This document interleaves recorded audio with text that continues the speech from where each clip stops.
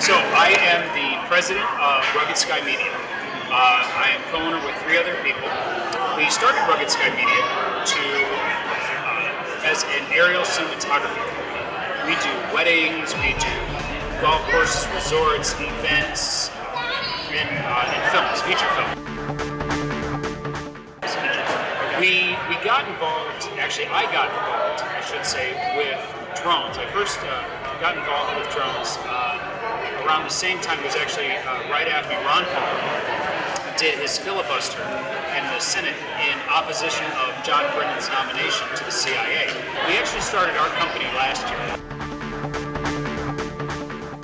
To do drone racing outside, you are still restricted by every other regulation that's currently out there by the FAA when it comes to these sort of things. That's one of our key things is safety.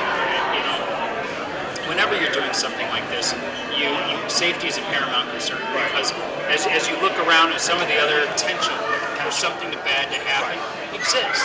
So it's all about minimizing the risk that's associated with this. And we notice that our entire area, the race area, is netted off, so that nobody stands a chance of getting hit by these drones. In addition to that, no one is allowed on the field when the race is going on. FPV racing as a sport, like anything else, it's entirely limited on what people do with it. So there's a huge market here. People are very excited to be a part of it. So part 1 of that is it's entirely dependent on what people do with it. Part 2 of it is its reception. I mean, we've seen today with these people, they got very excited when they see these races. Most of them were only interested when they crashed. You heard a lot of uproar from it. But some of the people that I talked to today, they were like, we want our own drone. We want our own quad racer so that we can come back and we can compete and we can have fun with it. So with a public outreach campaign with this sort of thing, it's going to be huge.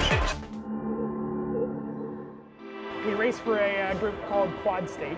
Our race team is Team 4Q, and you know, we're here competing along with 5 other teams at the Race X event.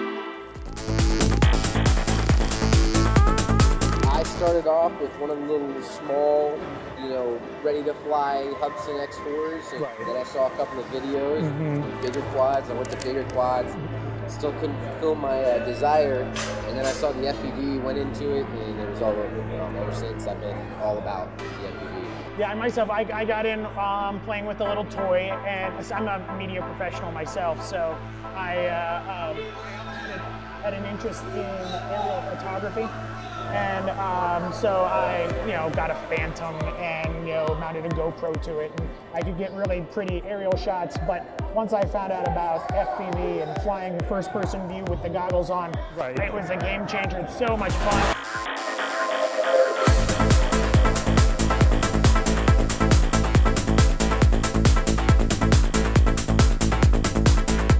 I started flying with Quad State about a year ago. Okay. Now, Quad State's only kind of been a thing maybe for 6 or 8 months. I don't know if it's even that long. Yeah, you were at the beginning. I met up with Highway and Chase like at the very first event they kind of, we'll call it. and it was really us three just messing around in his field. And Highway decided that he really wanted to create a kind of a race league. Well, I think it's cumulative points. So meaning, as we fly, the first three, position gets, so the first place gets more points, second place gets less points, the third place gets maybe 1 point, who knows, I don't know how the point system exactly. And then as we keep racing, the team that gets the most points, will win the event. The solo event is one-on-one knockouts, so you get two pilots, they fly against each other, and that winner goes on against another person who beat another person, and it's kind of a tier-based system. You're welcome to.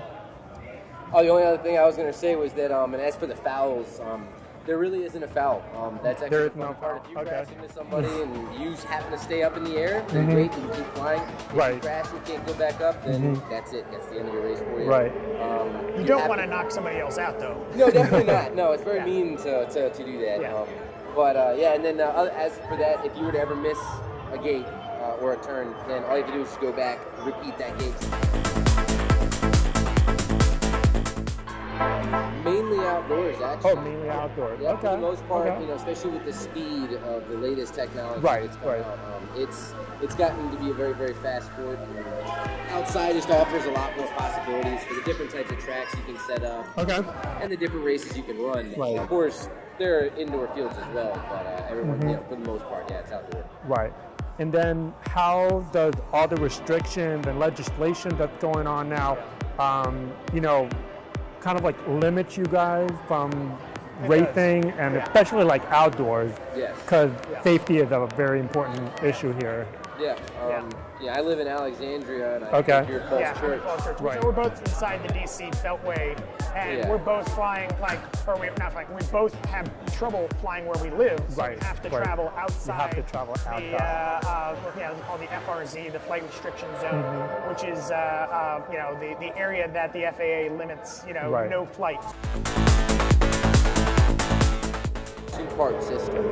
You've got your actual controls of just your drone getting it up in the air. It's got 4 motors.